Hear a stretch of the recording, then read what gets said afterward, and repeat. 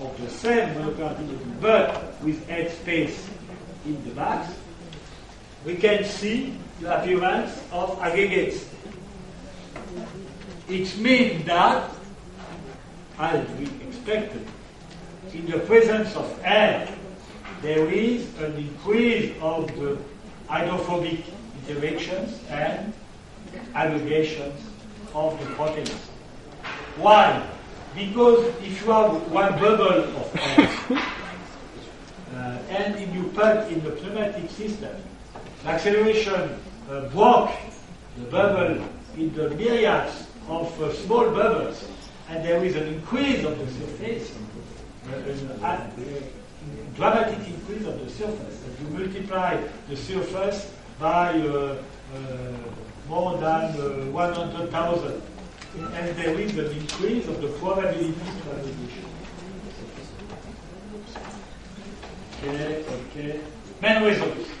The main results of this study we have published is, in practice, we can use conveying systems without any problems if you purge your bags. It means without headspace, without air remaining in your bags.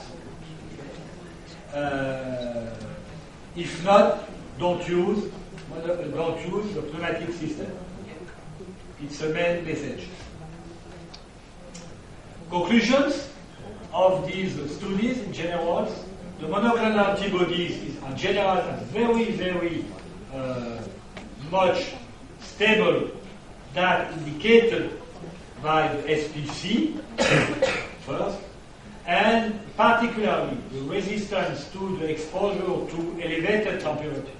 When elevated temperature means the room temperatures for several days, don't mean the boiling water. Okay, but we can, for example, we can expose for several hours at 40 degrees or more than 40 degrees without any problems.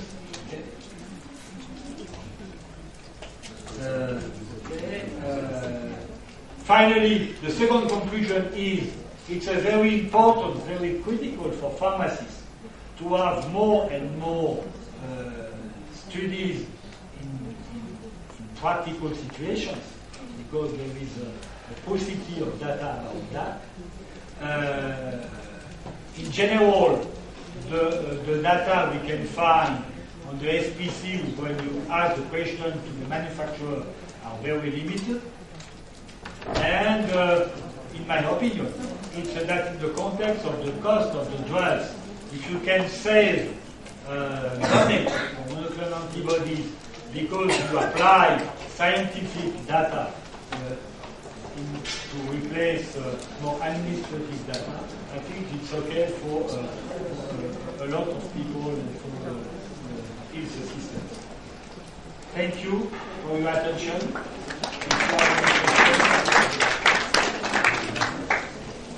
Thanks, Prof. Alain, and any question? Okay. Thanks very much, sir, for the very nice presentation. Just two questions. Number one is there a specific legislation in your country setting a maximum for the period that you can save the medication? So let's say, is there a maximum or is it left to all institution or all hospitals to decide about the maximum period of preservation? This is the first question. The second question is, we spoke about the physical and chemical stability regarding the microbiological stability. You just do a septic technique inside a biological safety cabinet, or is there extra measures that you are for? Thank you. Okay. Thanks a lot for the question. I will begin by the second one. There is no bacteriological stability. It makes no sense to speak about microbiological stability. Your product is prepared under aseptic condition or not. If it's not prepared under aseptic condition, it can be stable by definitions. Okay, and the idea is why the recommendation of the SPC in general is 24 hours, because in the idea of the manufacturer in some countries, the preparation of injectables are made by the nurses on the wards, on the bed of the patients. like that. Okay, the phone call, I drink my coffee, like the quality of the preparation can be questioned. But if you prepare under aseptic condition, validated aseptic condition, with a control of the environment, or like in the pharmacy, the process is guaranteed. You understand? And it's the responsibility of the pharmacy to be sure that the environment is correct. Okay? And for example, in my hospital, we control very daily the environment with contact of the surface. We use isolators, okay?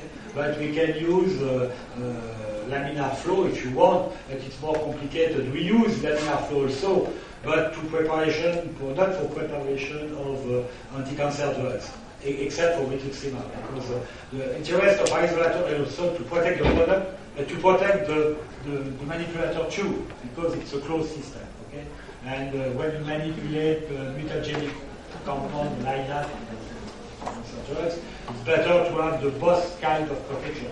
Protection of the product, protection of the manipulator. Okay? All extended stability study, even for, I don't know, even for antibiotics or like you want, need to be prepared under aseptic condition.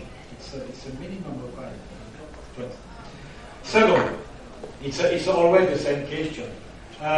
If you look the SPC, I don't know in Egypt, but in France, like, for example, it says the product should be used,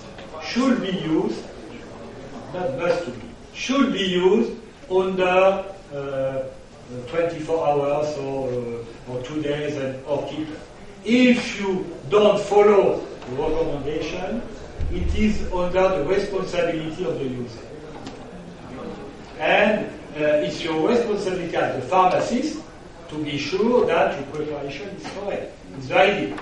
So sometimes, in general, for example, we have published for Europe a recommendation of the European Society of Oncology Pharmacy about the extended stability of a lot of injectable drugs, and especially for cancer drugs. It's a free access on Stabilis database. I don't know if you know Stabilis database. It's a database developed by colleagues from France with all published data on the stability, and we can free access Stabilis database, www.stabilis.org. It's and it's a 24 language, in Arabic, in Chinese, in Latin. And it sent deep information about publishing studies. But I said by sharing, as pharmacists, you assume responsibility. Okay? If you are sure, it's the same thing if you dispense a drug. You also to be sure that it's a good product to give. The same thing for preparation. Remember that the role of pharmacists was to prepare drugs, and always to prepare drugs. And to be sure that the drug prepared by the pharmacist is okay. Okay, so there is no rule. It's under the responsibility of the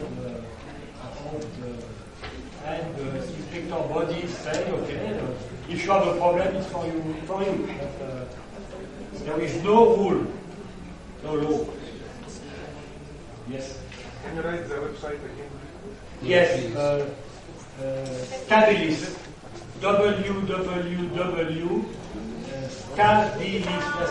Stables, STABELES. Oh. Okay, last questions, please. Talk about trastuzumab stability in the back after dilution. What about the open vial? First, this question. Second question: what about isolator? Is it preferred over the biological set laminar? Okay. The first answer for the first question is very simple. If the product, diluted product, is stable for months, the product in the vials must be stable too, by definition. Okay? Because when you open a vial, you can expose the product to the atmosphere, the air. After dilution, you can modify the formulation of the product and like that. And if after harder condition the product is stable, in the opposite is not true. For example, ipilimumab, the stability of opponent ipilimumab, if you dilute ipilimumab, is not the same thing because you add variability and risk.